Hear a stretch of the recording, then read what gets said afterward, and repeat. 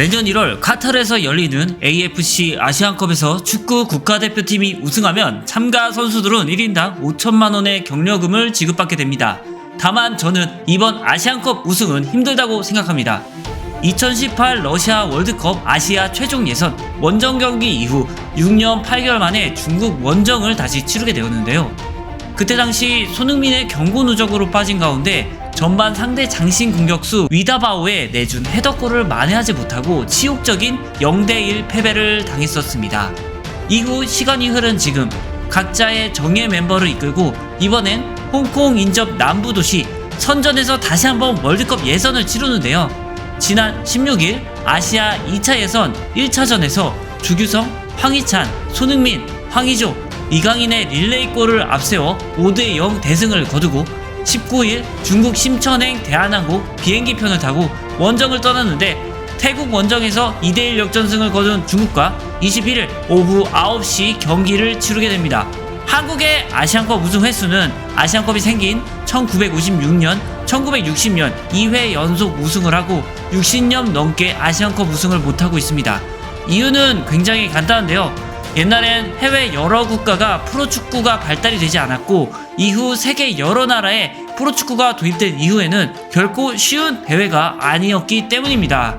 한국이 60년 동안 아시안컵을 우승 못하고 있는 이유는 중동이나 일본 등 막대한 자본으로 축구에 투자하는 것도 이유가 있지만 우리나라가 평가전을 너무 국내에서만 하는 것이라고 볼 수 있는데요. 한국에서 평가전을 하게 되면 스폰서십, 관중 동원, 중계권 등 평가전 한 번으로 약 10에서 20억의 가치가 창출되기 때문에 어쩔 수 없이 국내에서 많이 진행을 하지만 돈은 벌어야 되잖아요. 평가전을 이렇게 국내에서만 하게 된다면 원정, 즉 새로운 환경에서 축구를 해야 할 때는 적응력이 떨어질 수밖에 없습니다.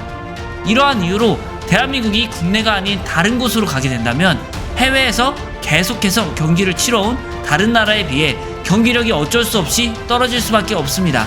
경험적인 측면은 무시 못하는 거니까요. 국내에서만 평가전을 치르는데 어떻게 이 아시안게임은 우승했냐? 이렇게 물어볼 수도 있는데요. 아시안게임은 당연히 우승해야만 하는 대회입니다. 대한민국은 군면제가 걸려있어서 대한민국 베스트 11 라인업이 대회에 나오지만 다른 나라는 그렇게까지는 하지 않습니다.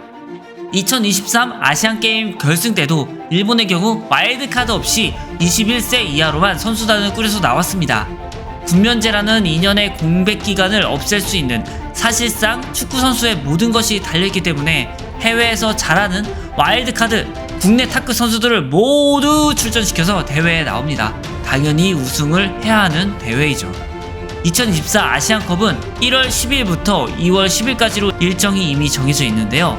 2019년 아시안컵 때는 16강에서 우승국인 카타르에게 무릎을 꿇었지만 2024년에는 우승할 수 있을까요?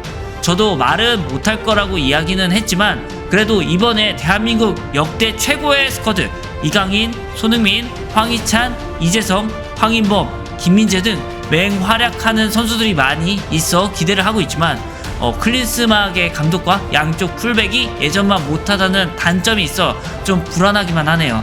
여러분들은 우리나라가 이번 아시안컵에서 우승할 거라고 생각하시나요?